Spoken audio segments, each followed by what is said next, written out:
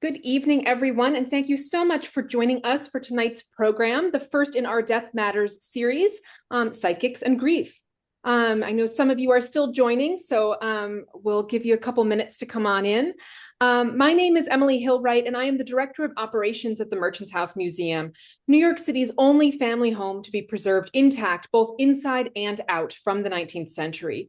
Built in 1832 by abolitionist and social reformer Joseph Brewster, and then home to the Treadwell family and their Irish servants for nearly 100 years, the Merchants House is complete with the Treadwells' original furnishings and personal possessions. The house offers, with unparalleled authenticity, an intimate look at life in 19th century New York. After 2 years of extensive research, we are proud to announce that the museum is also a recently identified site of the Underground Railroad, allowing us to share the story of the early abolition movement in New York. Before we begin tonight's program, please do feel free to use the Q&A feature at the bottom of your screen to ask any questions, because we will have time for some questions and discussion at the end of the evening. I am just delighted to welcome our presenter this evening, Matilda Garrido. Matilda is a certified thanatologist and holds a dual master's degrees in bioethics and thanatology, the study of death, dying, and bereavement. She has worked extensively with the dying and bereaved, and she volunteers at the Merchants House in various capacities, including co-hosting our Paranormal Roundtable discussion program, In the Spirit of Science. Welcome, Matilda. Great to have you back. Thank you, Emily. Thank you so much. I'm excited for this season, and I'm very excited to welcome you, Heather. Heather Carlucci, you are a medium, and you will be performing in the upcoming Killing an Evening with Edgar Allan Poe That's show, correct. which will be starting next week, I believe, Yep. and run for 2 weeks. Opening night's on Wednesday, I think. So Yeah, great. So if anyone is interested, please come. Heather, you will be there 2 nights. Which nights will you be there? I'll be there the last 2 Sundays. So it's March 29th and then April 5th. And I will be, after the performance, I'll be doing an audience reading. Okay, great. Thank you. And I believe tickets are still available on the Merchants House website. So I hope everybody will plan to attend. So Heather, we're just really grateful to have you here to talk about mediumship and grief. And I think we will get into this a little bit more later, but I would imagine many people who visit mediums are in some form of grief at some point, looking to reach out to someone who has passed away. So we'll talk about that. But first, I would like to hear, just have you share a little bit more about you, how you first discovered that you possessed mediumship skills, and how you made this your life's work. Well, I've always been able to do it. And I think, I often say when people ask me that, I'm like, I knew when I figured out other people couldn't do it. Mm-hmm. And I believe everybody can, specifically psychic work. And I think mediumship for most people, because I do teach, is really a matter of somebody sort of like sharpening your binoculars a little bit more, because we are full of intuition. We are mammals. So, and energy doesn't die. So experiences that we have 9 times out of 10, it's a matter of just believing instead of trying to make up an excuse, a reason, something logical of why something happens, when in fact, the logical reason may be, somebody nearby. Yeah. But I was a chef for 30 years. And, at some point in your life, A, you can't stand like that anymore. Right. And B, you can't take the heat anymore, literally. Mm-hmm. But my I don't like to call them gifts so much as skills, because I believe everybody has them. I kind of was getting bigger than the rest of my life. And Okay. it was sort of time to sort of be like, well, I had come to the end of my 30-year career. I had found myself a single parent and was sort of like, I don't know what else to do. And I just started letting people know that I could do this thing that I could always do. I'm also medical intuitive, so For me, it's working with doctors who can't find diagnosis. It's working with frustrated patients, Mm. which is one of the things that led me right into the death world. Okay. But at some point, next thing I knew, I was like making money at it. And I was like, I better run with this while I can, because it is the thing that's coming so easily. Like, you have to, at some point, you have to get the message. You have to take it and be like, Right. well, you know what? I haven't worried about the bills in the last 6 months. I guess I'm doing this now, you know? Yeah. Yeah. Um, So, in addition to taking individual clients, you also teach mediumship skills. I do. I teach psychic intuition and mediumship. Okay, great. Well, we'll have to give everybody your website and they can go there and get information about the classes. Sure. Absolutely. Absolutely. Okay, Mhm. wonderful. So this kind of brings me to my second question, which was we are always hearing, or at least I have always heard, all mediums are psychic, but not all psychics are mediums. So tell me, in your words, what does that really kind of mean to you? Does that mean that that people who are psychic, not everybody possesses mediumship skills, or how do you read that? I would say that. And I would say, as I said earlier, like everybody's really psychic, right? We live Hmm. in a world that they always say, like, don't listen to yourself, listen to me. Right. And for a million reasons, whether it's religion, it's people just being in charge, a sense of control of things. We don't live in a society right now that's so open to being like, let's work with what your natural skills are. Right. So, Right. and a lot of psychics don't feel that they get that. They get the Mm-hmm. presence of the dead, of spirits, of that kind of energy. Um, Mm-hmm. all mediums, to my knowledge, always also have psychic experiences, because we are still working with the same foundation. We're working with all of our senses, right? Some people automatically smell somebody come in through the door, or is their presence somebody, you can, I do readings and I'm like, why am I tasting blueberry pie? And, Uh, my client will be like, my grandmother was an award-winning pie maker. mm-hmm. It comes in all the ways, right? Or just a Mm-hmm. sense of knowing. Claircognizance also comes into it when you're, dealing with spirits and getting messages for your people, for your clients, for yourself even. Um, Mm-hmm. so yeah, it largely, I feel through some work, all mediums and psychics could completely overlap. But like anything else, some people are great at running and other people are better at swimming, right? And it's sort of like, Sure. where is your strength? Where is your Mm-hmm. strength and where is your interest and where are you comfortable with as well? Death, Yeah. such as is such a careful and tender subject. And, Mm. psychics and mediums, we're all humans too. So we all have our triggers as well. Yeah. Yeah. And I guess getting back to the idea that everybody is psychic, a lot of it is trusting yourself, right? Trusting yourself 100%. when you do have those sort of like leanings in a direction that maybe you can't pinpoint exactly why you want to pick up Yeah. the phone and call a certain person at that moment, or it's because I think we do discount our intuition a lot. Oh, I ignored Um, mine for years, even when I knew.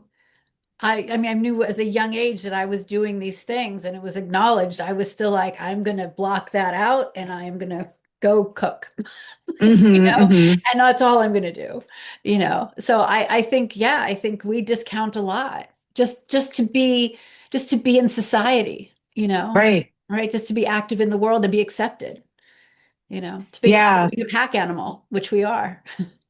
Yeah. I mean, I remember that Seinfeld episode where George decided he was going to do everything the opposite for one day. And I always wondered, like, well, what if I just followed my intuition, like just for one day, just did everything according to like what my first thought was? What would that be like? And You and do it. really cultivating that voice inside of ourselves, right? Because I think half the time we don't hear it because we're so used to pushing it down because we don't believe it. Oh yeah, it should be. It's really second nature. It should be first nature, actually. Hmm. But we leave it to somewhere between 3 and 7, a good part of the time. I mean, you think about Yeah, times you're like, I knew I should have done that, as I was walking out right. the door. I knew I should have said blah blah blah blah. And we don't. And it doesn't mean that it's a detrimental moment. The universe does have a way of kind of circling back even through the worst of things. Hmm. But it's always a reminder of like, like we all have this magic. It is part of how we live. Yeah, Every other animal on the earth uses it, and yet we do right. not, right? Yeah. So, Heather, what would you say the percentage of your clients are in active grief when they come to you and they're looking to connect? More than they think. More than, Hmm. Hmm. um, when I read people, I read the body as well as everything else, even if they're coming to me for a specific reason. And Hmm. by and large, when somebody is really recently passed, I usually don't take the client yet. Okay. How So come? it's not right away. And I don't think all mediums work this way, but I do because it takes the body and the nervous system to get used to the passing of the other body, right? So Hmm. you know how we say elephants are on this network. We always hear they communicate with each other. Trees. Yeah.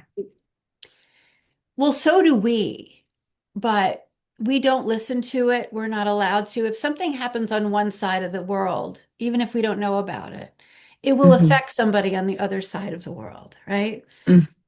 When there's a passing, like many people are like, I'm in pain, like physical pain is part of the grief process. And I was thinking for Right. a long time, like, why does that happen? Why does that happen? And I go through, and most psychics do, we go through periods of time where like there's a theme.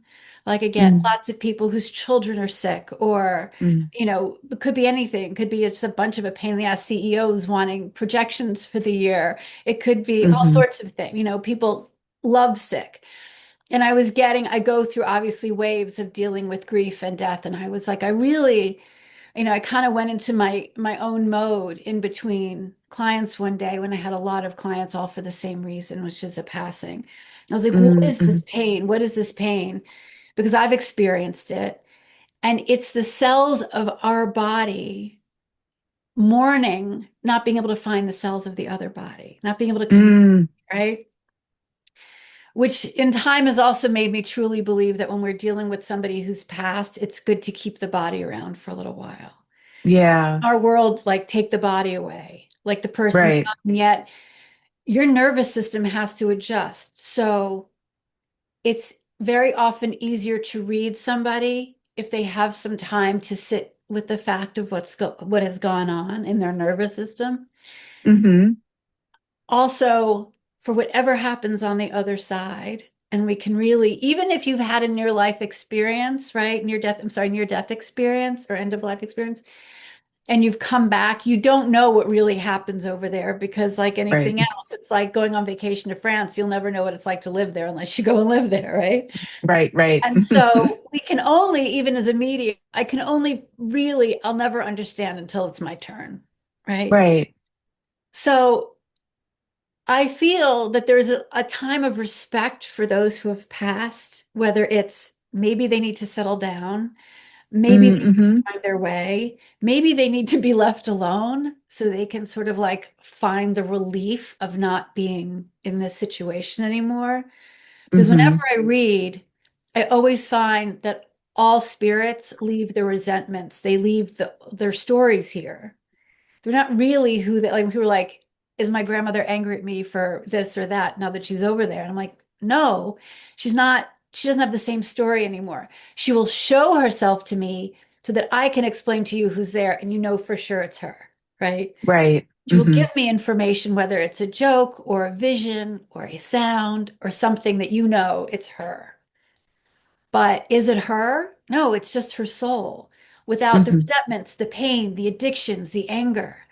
They're really only there to be of service, is how I've always ever seen it. Now, I again, love that. other mediums don't have very different experiences, and that's fine. I don't think Mm, it's wrong. I just think we have different experiences in how we see things, right? hmm. So I consider my readings to be sort of a non-denominational reading because I have no personal like religious background. Hmm. Um, so I'm kind of a science person anyway. So I'm Right. sort of like this, but whatever they have, I think a period of time also makes it easier for the medium to read. Now, I've had experience of people in my life who have passed and I was able to see them right away, sort of Hmm. as a goodbye, right?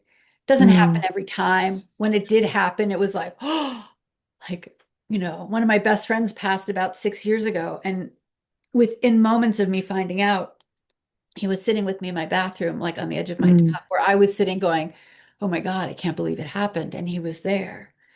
But it is an unusual moment. And that was sort of my moment, right? hmm. It's not me talking to a medium, because mediums do go see mediums, by the way. Yeah. We can't see ourselves clearly. So, we find the Hmm. ones we love. But I do sort of take that moment. And I find that grief, grief also sits in the body for so long. Yes. Do you Sometimes know, are you people, familiar with the work of Mary Frances O'Connor? If I any of don't my know it well. students, I know of her. yeah, if any of my students are watching this or watch it later, we study a book of hers called The Grieving Brain. And she talks about how we actually encode our loved ones into our brain. We imprint them into our brain, and we have to unlearn that process as we accept that they are gone. Oh God, that makes so much sense now that you're saying it Yeah. like that. Yeah. Yeah. Yeah, but I also was reflecting, like when you said that people who pass on, maybe they have their own process to go through. That sort of speaks to me a little bit about the Bardo experience, where someone dies, and then in Buddhism, most specifically in Tibetan Buddhism, they go through the Bardo, which is 49 days, where they basically process their whole life experience, and they confront their worst fears, and they confront the worst parts of themselves, and then they see their strengths, and they essentially just process who they were on earth or during that lifetime before they move on to whatever comes next for them, whether that is I rebirth mean, or you right. And know it's, who's to say? You know what I mean? Like, again, we'll have to go there ourselves to find out yeah. what that time is. But I always sort of feel like there's a break that needs to happen. Like, I feel like Hmm. it's a softening of, because even if you have somebody who's been very sick, or I deal with a lot of people who are involved in MAID, the medically assisted in dying, Mm-hmm. and in which it's not a shock because it's a process, right? That needs Right. to be vetted and decided on and often and always needed. Mm, But, you know, um, I'm sorry, I had about four thoughts and a lot of it's going on right now. But even then, there's a shock to the body.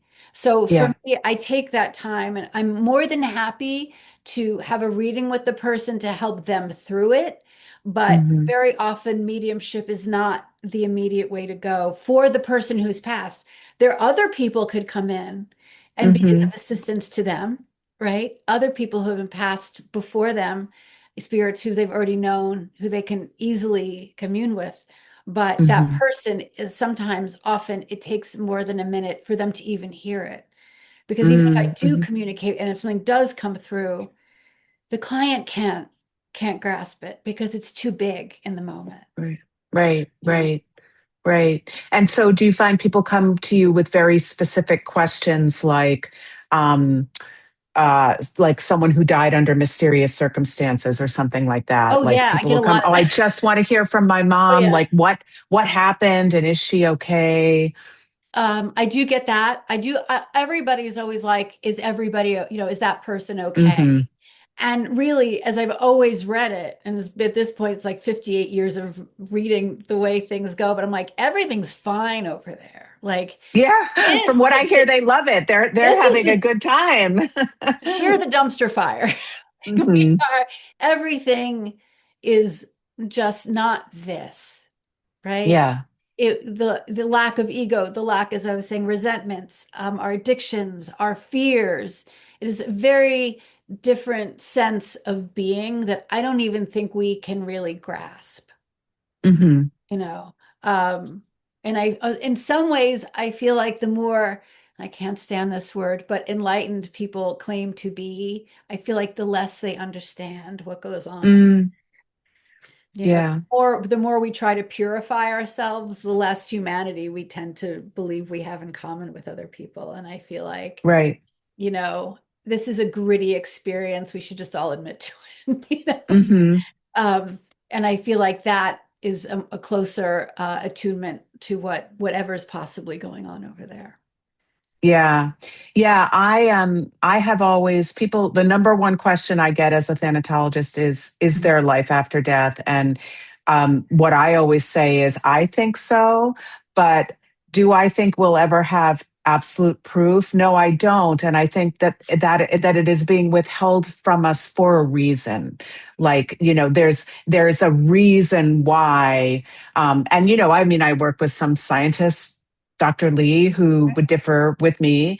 I don't know that we ever will have absolute proof. And as I said, I have always believed that it is that kind of concrete knowledge is withheld from us for a reason.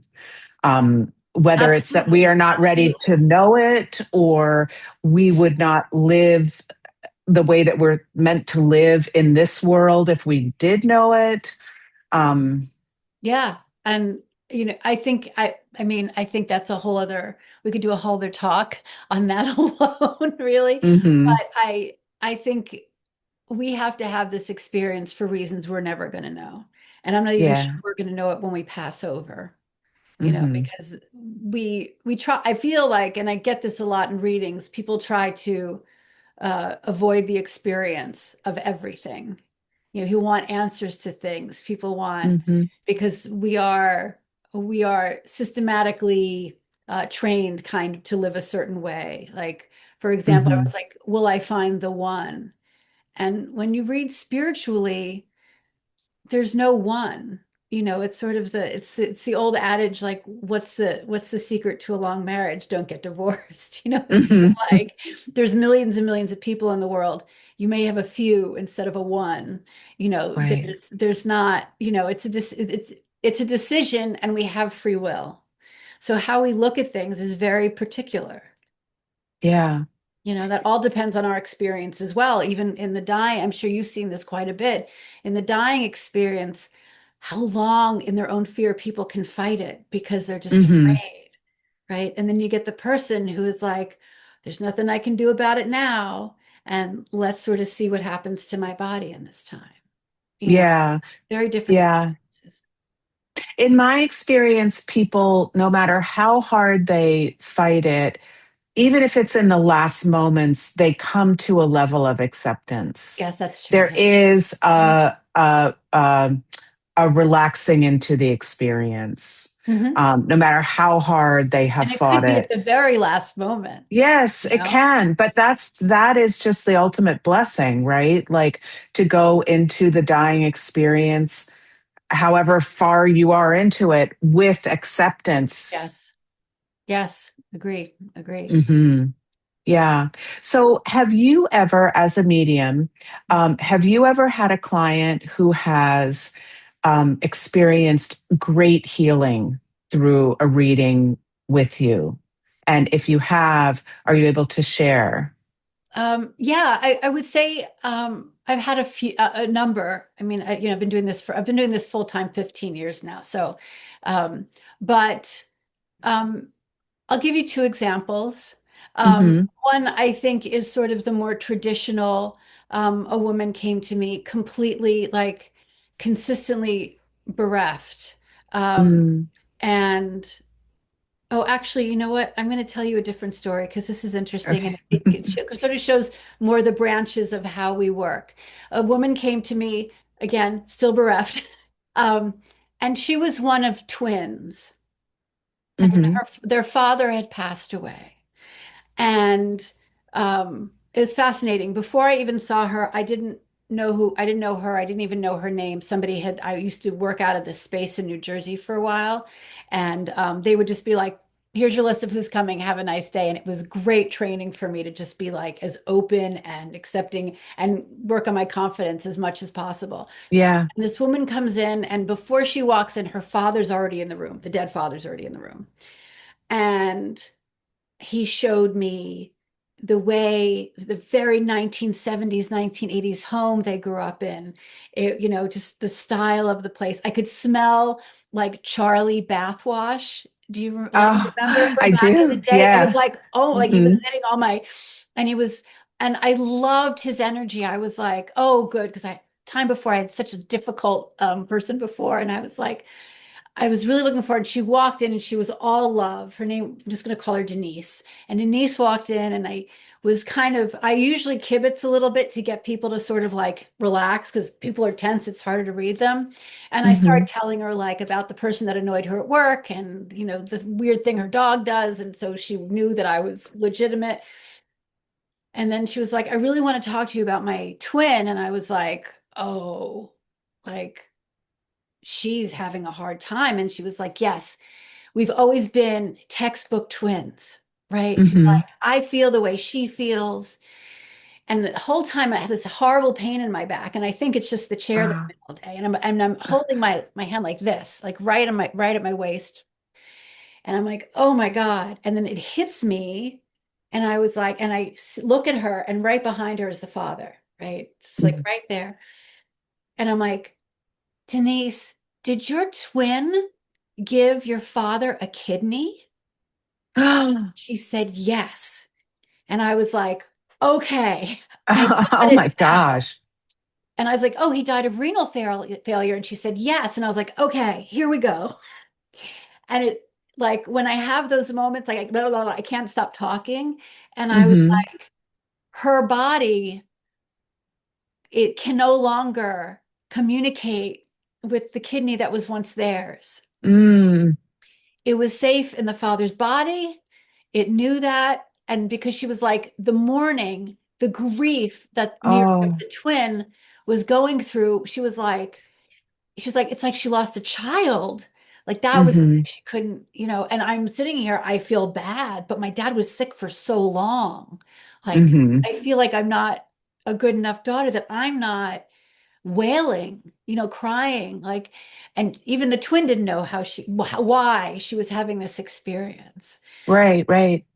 And she left completely like, when somebody says something to you and you know it to be true, and she had Yeah. that moment.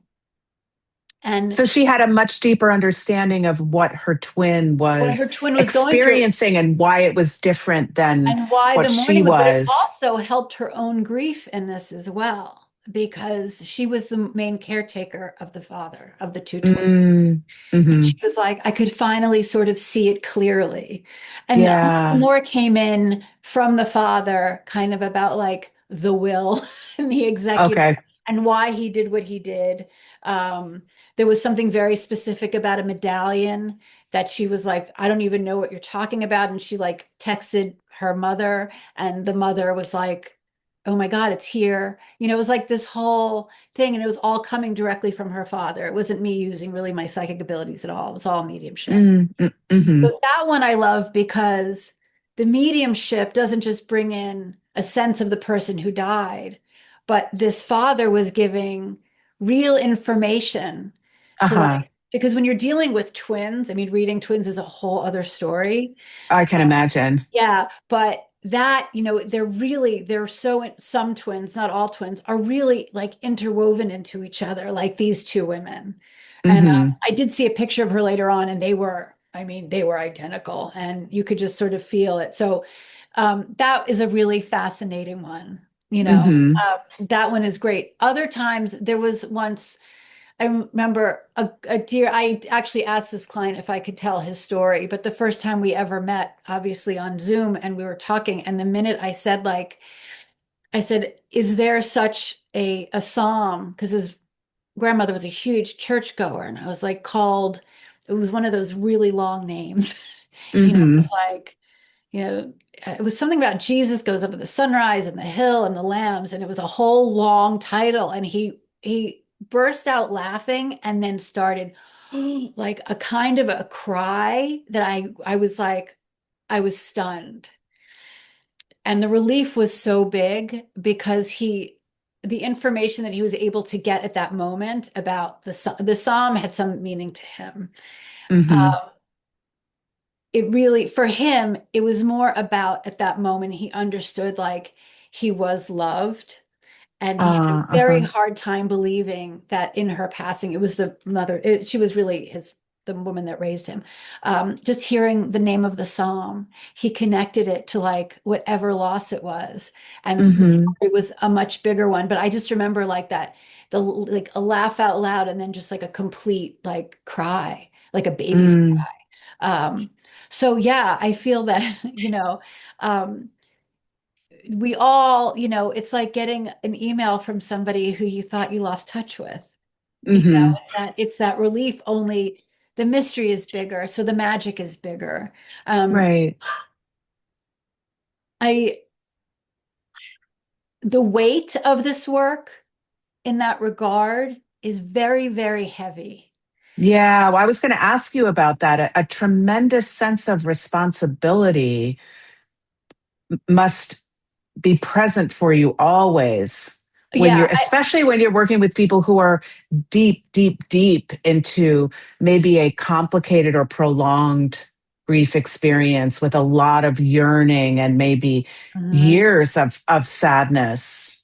Yeah, and a lot of people, I mean, I would love to be like, oh, everybody I touch, magically feels better. And some people,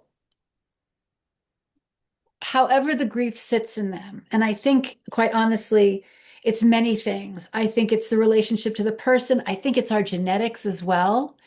I Hmm. think it's our epigenetic work is also like what's in there and how we grieve and what our past is and what's in our DNA, how we hold things. I Mm-hmm. think also how we've been taught about death. You know, um, do we think it's a constant battle between good and bad and good and evil? That would change everything about everything, right? Um, Also, I think how we take care of our dead is a big part of it as well. Like I Hmm. said earlier, keeping the body around, like, and sort of being used to it and sort of seeing the body without the spirit, I think is a huge thing. Yeah. Well, Makes it definitely, I mean, the data shows that seeing the body is the reality check that many people, when someone dies, um, and this is especially true in cases of traumatic death, right? Oh, Seeing yeah. this is why in some cases we really want to recommend restoration and embalming, because if someone has died in a traumatic fashion and you haven't seen the body, your mind will make it much, much, much worse. Like, you will have vivid pictures that will can just overtake people, right? But if you Yeah. are able to see the body, if you are able to see a restored body, um it's very it's very healing in that respect, that your mind is not always imagining the absolute worst, right? So like this goes for people maybe in car accidents or things like that. um Yeah. but just in general, to see the body really makes it a reality that it makes it less possible to engage in high levels of denial and unreality Yes. after someone has died. So I would agree with you about that. Um, the importance of seeing and spending time with the Yeah, I body. think it makes a huge difference.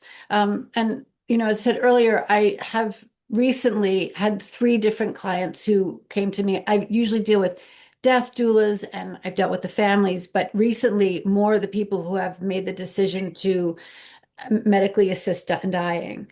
And Hmm. that's been a whole other, experience because you're kind of walking with the person, not in the Right. room at the time, but sort of these preliminary readings just to sort of like, you know, what they can expect or a lot of them are asked like, what am I missing before I go in my planning? Hmm. You know, what am I missing in taking care of like my loved ones before I go? Who needs to know something that I can't see? I think that, and that's been a really fascinating. Mm-hmm. For me, that's been very recent. Like I think in the past Uh-huh. 5 or 6 months, I've had 3 different clients. Oh, wow. And that's kind of a lot in a small bit of time. Um, but it's been fascinating, and it's So opened you my. would use your psychic abilities Mhm. to Yeah, mm, yeah. wow.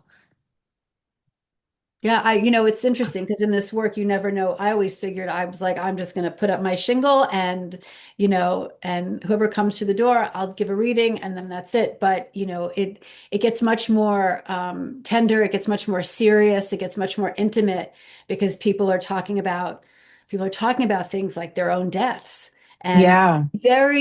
in very careful, sane ways. It's not a threatening thing. It's not especially if people have made the decision for MAID, then uh, usually they're gearing up for a relief. Yeah, relief from suffering. Yeah, and it's I find it fascinating, you know. hmm Yeah. Um, what was I going to say? So what advice would you give someone? And I just want to say to everyone who's watching, we will have time for Q&A, so please put questions in the chat or in the Q&A box. And as we kind of get closer to the end of the program, we will take those questions. What would you, what kind of expectation should someone who wants to visit a medium and they are in grief, what expectations can they or should they bring or should they not bring to a session? Oh, that's a good question. High hopes, low expectations, really. Uh-huh. Because in the moment of a reading, very often, and I've had this experience as being the client in this,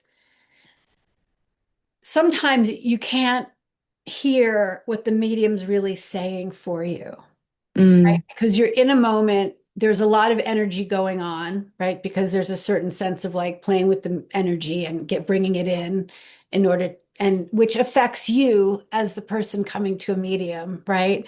I'm reading the cells in your body, I'm reading the energy around you, I'm reading, and of course, everybody walks in with their own set of spirits because nobody's ever alone in a room. People hmm have been dying as long as we've been born. So even if it's just like the spirits that were on the land before your building was built. People have hmm been living in your building all these times. The spirits that sort of cling to you because they like you and or your family for that matter, right? There's a lot going on. And I would please record everything mm, that is said okay. because you're going to hear it much differently when you're out of it, when you're out of the room, Right. right? And you're more clear of mind. Um, be open-minded when you walk in the door. Don't expect things to be the way, especially if you've never been to somebody who does any kind of work that I do, or I say Mhm. legitimate person who does what I do. Um, we're all very different. And like, I don't have tools. Like, I don't use tools. I don't use cards. There's nothing wrong with hmm any of those things. It's just not how I work. And so for me, when I read, it just sounds like I'm just talking at you. I'm having a conversation. I may ask you some things. Usually, when I ask somebody questions about things, I don't really care what the answer is. I just need to hear you speak to Mm, pick you up a little bit. Like, so what do you do for a living? And I'm not, I don't really care. But it's yeah, important for me to like get you involved a little bit more in the conversation. Or if there's something I don't sure. understand that I'm hearing, I might ask you what it is because I need to, it's like going through a maze and me trying to find a story for you. Right. Mm-hmm. So I would expect, obviously, also, please do your research before you go to anybody. Find the person Okay. that you have. Like, some people really need somebody who is from their own culture. Mm, Somebody might just want somebody who is their age. Somebody, you might just like their vibe. That's why I tell people, if you see me like online or something, or you hear about me and you like me, but I'm not your person, please tell me because I have people that are vetted that are, different backgrounds, different practices, different cultures. So It's you really, would refer out in that oh, case if you 100%, 100%, hmm um, I had a family that I used to read for all the time. They were from Ghana, and they brought their grandmother to me. And I was like, if you want somebody, Ghanaian, like I am more than happy to. And they were like, and she was like, no, no, no, I like you because you're old. Mm. It's like she wanted like the experience of life, right? Um, uh, but I would say expect the, what would you expect? Expect the language that is yours. Like I don't translate what I hear. I give you exactly as I hear it because it's not a message for me, it's a message for you, right? Hmm. Expect language that is uniquely yours, first of all. Don't try to be like, oh, well, did they mean this? Take it as literally as possible. Okay, that's Yeah. really good advice, Yeah, actually. because people are always like, oh, did you blah, blah, blah. I'm like, no, no, no. Stop thinking too much. When I say this, I mean that. You know what I mean? Hmm. Um, I would expect uh I would expect to take a nap afterwards because it gets very emotional. Hmm. People, I always, when I do readings in person, there's always a box of tissues next to me because I'm just like, Yeah. I'm gonna cry. Because literally your body can feel the energy, even if you're Hmm. like, I never cry. I'm like, it could happen at this moment because this is something that's bigger than us that's happening Hmm. in the room. And also, the thing is about going to a medium is that you have somebody who's bearing witness to something that's Right. very, very intimate for you. So remember that it is an intimate experience. It is a very tender experience. Hmm. Oh, it's not everybody sitting around a table holding hands and waiting for like the chandelier to shake, which would also make me cry because it scared the hell out of me. But these moments, it's been an honor all these years and all the people I've read for that are in grief, just the experiences that we have together. It blows my mind, especially because when messages come in, like I really don't speak, I'm not great with languages, right? So, but something I'll be like, by the way, what does this mean? And I'll say something I hear, and I've had a client be like, oh my God, like that's Albanian, and that's what my grandma made me before I went to bed, like that kind of thing. So, Yeah. you know, expect magic. I mean, Hmm. and I say magic with a CK, meaning like the exchange of Uh-huh. between Uh-huh. people, not a rabbit out of a hat. So, Yeah. yeah. Well, Heather, how do you like a big topic of conversation for people who work in end of life and in grief is Mhm. how do we care for ourselves, right? Like, so how do you practice self-care? Do you do like opening and closing rituals for yourself before you do readings or you walk into a space with someone? Do you feel depleted after you do readings? I mean, how do you kind of care for yourself so that you can turn yourself over to these experiences? That's a really good question.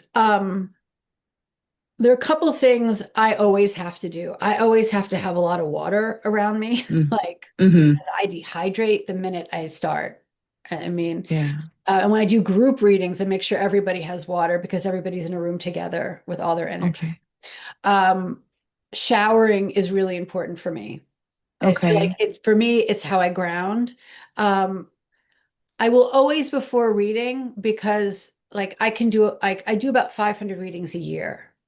Um, Wow, that's a lot. That's it's like more than one reading a day. Yes, but I would say 500 people. So there's groups, but I also Mm. like I work Monday, Tuesday. I always have Wednesday off, right? Okay. And I do Hmm. admin, and then I have my weekends off, and I don't work through. I no longer do more than 5 readings a day, and even then, I just make sure that doesn't happen that often because, like, basically, I'm like if my bills are paid, right? Like we're Hmm. good. Um, Yeah. but I learned from that as well, right? Because I need to know what I possibly can do just in case, because sometimes Hmm. things happen and people need me, and I don't want to say no, right? I have my boundaries, but as far as like sort of opening and closing moments, they're very simple for me because I'm kind of always in mode, and when I'm not, I am not. Like I am Hmm. walking onto a subway, it's closed because that can do me in, right?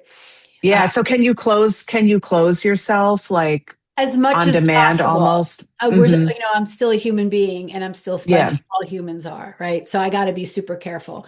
But like, I always have pen and paper next to me at my desk, like I do now. And I Hmm. always write thank you and the person I'm about to read. Hmm. Because for me, it shuts everything off to only that person. And people Mm. come to mediums and psychics. One of the big reasons um, and a writer named by the name of Carolyn Elliott, who I don't love everything she says, but she has some real gems. And one of the things is people come to psychics and mediums because it is the gift of divine attention.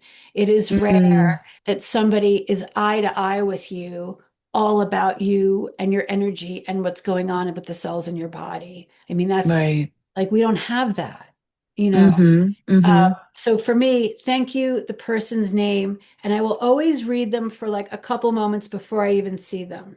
I will read them like Okay. confirmation of our time together and then do that just to meet them where they are, just so like Hmm. I know how to walk in a little bit. Yeah. Right? Um, Closing, again, I say thank you.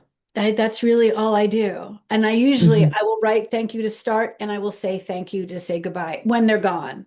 Hmm. So my business with everything around me is that. That's really at this point that's all I do. At the end of the day, if I have a group reading, I don't work the day after because Hmm. I can get almost like flu-like symptoms, like that kind of tired. Sure. I do read pets, and like a couple months ago, I went out to a big farm and I read six different horses. And Oh, I've done that a lot in the past, but it's usually like the vet is there and they don't know what's wrong. And I go in and I say, it's this. And the vet goes, you're right. And I get paid and I go.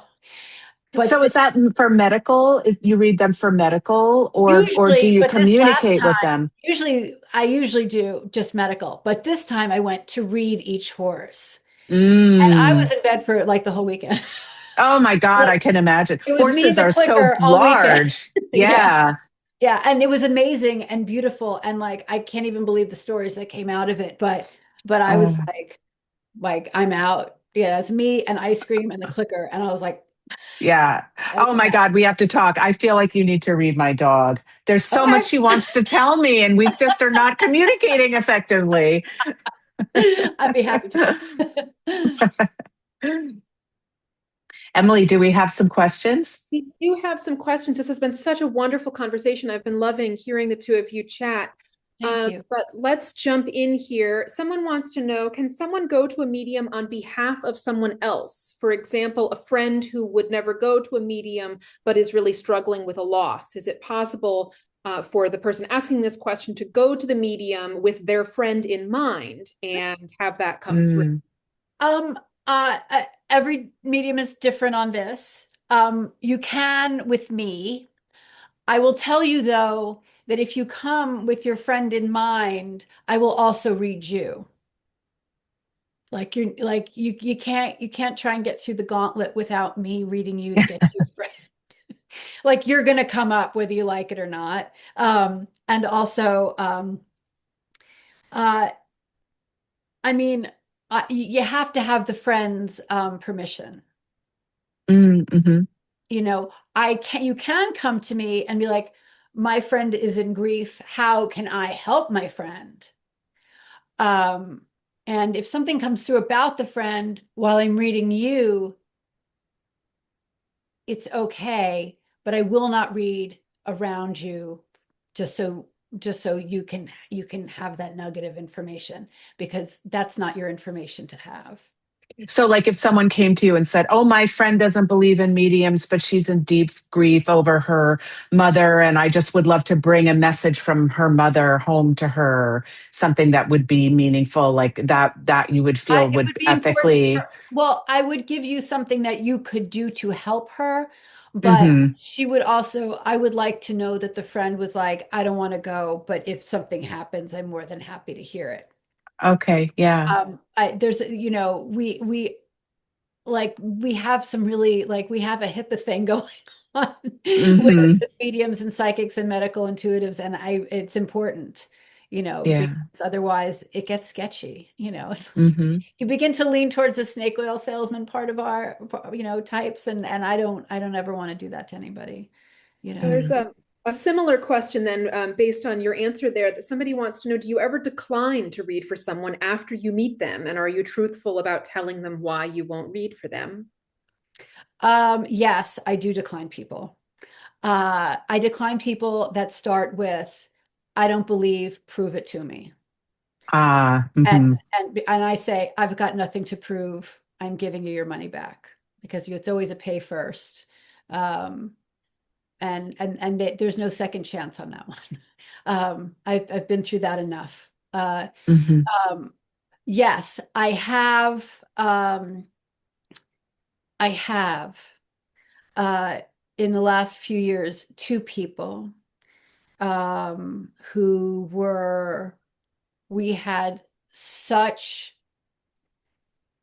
opposing ethical and moral views Hmm. that one person was so aggressive that I was not completely clear with why, because it was in person as well.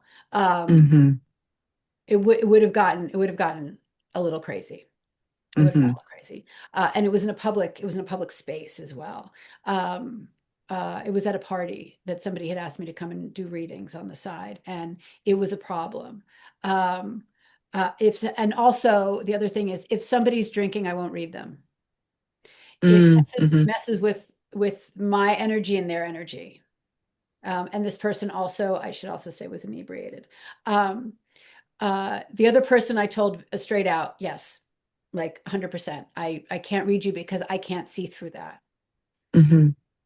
Like they were such their opinions on certain things were so violent that I was like, I as a person, like I can't. And usually I'm very good at detachment, and I was like, I can't, I can't do it. Um, uh, but I've also not been honest about that as well, depending on the situation, as I've noted. But as I'm thinking about it, I mean, it's been a lot of people over the last 15 years, and it's like every once in a while I don't. Although I will say this, one of the things I teach, the minute you walk into my class and you sit down, I say, first things first, the most important thing to do when reading anybody or even dealing with your own intuition is you must relinquish all sense of social constructs. So and which is hard, because we sit and we judge for safety. We judge people Hmm. not because we're being awful, but because we're like, is the other animal safe in the room, right? Right. It's human nature, it's mammalian. But if somebody's sitting in front of me, I can't sit there and be like, I'm going to judge you. And the minute anybody comes on a screen, you can't help but judge, right? You judge Mm. what it looks like behind them, you judge blah, blah, blah. And when I'm in reading mode, I have to like get rid of all my judgments, because somebody's coming for a reason, and I can't always, you can't judge the person. You don't know what their story is, and then I do because I get in there. But it's an interesting question, because it's kind of a fine line for a lot of people. But the only way you can clearly read someone is you must get rid of all sense of judgment. I don't Hmm. care who's on the other end, you know, unless again, if I have a personal issue and I can't even see through my own issue, then I step off. I'm like, I can't find somebody who can. I can't do it. Yeah. Somebody has a two-part question. First is, have you ever had a client who has expressed regret for having done a reading? And Mm. then what are your feelings about in-person versus not in-person? Is in-person better for doing a reading? Okay, first question, yes. Uh, and it was a big one. Um, and they emailed me after a group reading, and were very, very upset. Um, Largely because I I kind of gave a two-part answer to something that their partner I saw in their partner. And it was this, 'cause I remember it very clearly because it's rare that somebody actually gives some regret. But when the person walked in, the rest of the group, nobody knew each other. It was just one of those situations where a bunch of people signed up. And that person ruffled a lot of feathers in the first place. So this person had a certain sense of discomfort anyway, right? And I read for her, and her husband was like confirming everything. He was like, oh my God, I can't believe it, can't believe it, can't believe it. And even she was like, wow, thank you. And I was like, sure. And I got to him and I saw something medical. And I said, I'm going to tell you something, and it's going to sound a little iffy, but it's going to sound good. And he said, okay, what is it? I said, you are really worried about heart issues because of your family. And he said, yes. And I said, it's in your gene pool, but because of your body, unlike your parents and your grandparents, shows symptoms like years before. And as long as you're on top of it, I said, keep an eye on the veins in your legs. If there's anything that you think looks like floaters around the eyes, most people think of that could be a migraine, but a lot of times it's part of a heart issue. And I was like, pay attention to things because you can nip this in the bud, right? She sent me an email the next day saying, how dare you say in front of everybody, my husband's going to have a heart attack? How dare you bring up a stroke? Blah, blah, blah. And I was like, wow. And I was like, I'm sending your money back because A, I didn't want her money in my account. B, it was like the horns, she wanted to lock horns no matter what. Yeah. And I was just like, there's nothing I'm going to be able to do with this anyway. But it was recorded. And also I had 11 other people in the room who saw this. And of the ones that I knew I was comfortable asking, I did go back and be like, did I handle this okay? And the host had the recording. So I felt in the big picture, but of course, part of me is always like, I wish, of course, she felt calm in it. And I didn't feel like her husband was upset. He was like, this is all good to know. But yeah, if there is other regrets, I don't know what they are. They haven't told me. Has anyone ever heard something that they wish that they hadn't heard from when if they've come to you for a reading? Like, oh yeah, would it be that kind of regret? Like, oh, I wish I didn't know that. oh yeah. I mean, I've had a few situations where somebody will come to me in a bad relationship and, crying, upset, and I can read it that it's worse than we think. Like it's a control issue, it's, it's pain issue, it's all sorts of things. And I'll be like, by the way, there's somebody else in your future who is very different than this. You just have to get through this now. And the anger, what do you mean I'm not still with this person? And I'm like, wow, didn't see that coming. But that is the dynamic of relationships, of abuse, of love, of so many things, right? How we're raised. It's a lot of things that people feel in relationships. Sometimes they have to stand on that hill and prove everybody wrong, even though they're in this, even though they like to hear it. And even when I'm like, you find a way out, I can see it quite clearly. No, they don't. Yeah. So that I've had often enough. I mean, not a lot. I mean, you get that at least 4 times in 15 years and it still stays prevalent in your mind because that reaction is a big reaction no matter what. But I have to sort of meet it where it is and be like, honey, I just told you get a better life with a far better person. Like, let's sort of like reconsider what was said and like I write it down a little bit better. So it's emotional in the moment. And the second part of the question is was about in-person readings versus not in person. Do you have a preference? Is one better than the other? I get asked this a lot because when I started, I was always in person and then I was like 20% Zoom before lockdown, when the only people I knew who knew what Zoom was were mediums because it was at the time cheaper than Skype, and we were all like Skype Hmm. people, right? Because in order to grow a business, you can't just have people coming to your living room, right? And my family's in Europe, so I was like, great, let's have people in Europe, wherever I am, right? And now, of course, lockdown, I do almost all Zoom. The interesting thing about Zoom, which people don't expect, is that when somebody's on the screen, they don't have to walk into my space or have me walk into their space and have them get used to me, right? A lot of they have control of the situation that they don't have, right?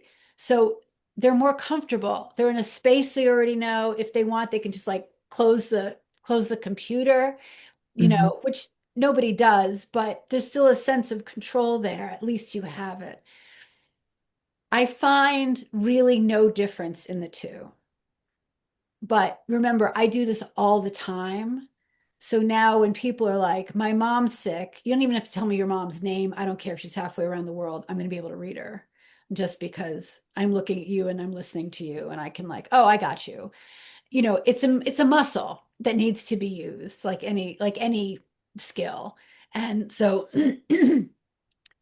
when people are like, I really want it in person, I'm like, well, that's going to be difficult because my entire schedule and I'm not always where you are. And I don't really want you in my home. I used to have people, I have an office, I'm in my office and I used to see people here. But then I found the more that, and everyone's like, oh, the vibe in your house is so nice. I'm like, well, it wasn't anymore because people were traipsing through, leaving their stuff, like just leaving their energy. And we want to, Yeah. you can cleanse the hell out of a space, but layers are layers and humans are humans. So I find I will do in-person readings when it comes up for sure. I do go to a lot of bedsides because I am a medical intuitive and I'm saying I do deal with death and palliative care. Um, I do obviously events in person, and so that's that. But Zoom is fine. I've done some really great work on Zoom. So I think with a certain focus and enough experience and just sort of like, again, using that muscle, I think both are completely effective. People are people, you know. Yeah. Well, fabulous. I think that that is all the time that we have this evening, but thank you both so much. This was such a wonderful Yes. conversation. Thank you so much, Heather. Thank you. Oh, there are two other questions. Can I email these Sure. people or, Yes, absolutely. or can I just answer them right now? If you want to answer real quick, we can do that. Okay. Okay. One of them, somebody's asking me to read their mother, and I'm kind of not doing that right now. So, but thank you. The other one is my child understand what I do. Yeah, my daughter knows exactly what I do, and she's 17 and she's in college, and she has not told anybody in her college what I do for a living. She is in public health and she's going into science, and those very close to her know what I do. She definitely is very intuitive. I did not go out of my way to force it upon her. Um, and I will not read her because I don't find that ethical. I'm too close. That's a control thing. She want like for her 17th birthday, she really wanted a reading. There's one person that I would trust with her, and I got a Hmm. reading from that person, and she loved it. But I think I'm open, but it's a really personal thing for her, and you know, she's got to be her. But she has these really great moments, and I'm like, you got it. You know what I'm talking about. Anyway, thank you, everybody. Thank you so much, Heather. Thank you.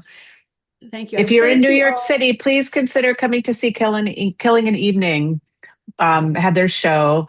And you can find all of the information on the Merchants House website, merchantshouse.org. And Yes, if you please find do. me, Please, yes. Oh, go ahead, Heather. and if you'd like to find me, I'm at heathercarlucci.com. So easy. Yeah. You can also find links to tickets to the Poe show and also to Heather's website on our website at merchantshouse.org. As many of you may know, the house is currently in the midst of a long-awaited year-long exterior restoration project. We are currently hidden behind scaffolding, but we are open to the public with guided house tours, special themed tours, and exciting new exhibitions.